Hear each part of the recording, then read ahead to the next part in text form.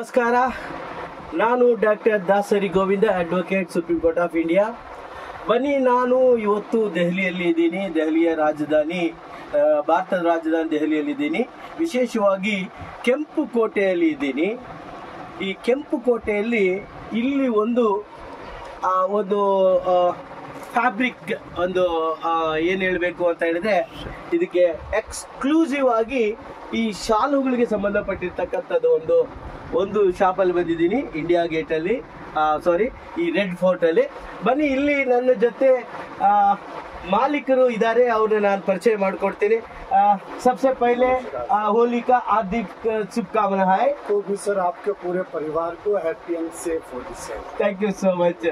अच्छा, बताइए भाई, आप रेड फोर्ट का बारे में कुछ बताओ और बिजनेस का बारे में थोड़ा बहुत। सर, ये जो शॉप्स हैं, ये जो मार्केट है,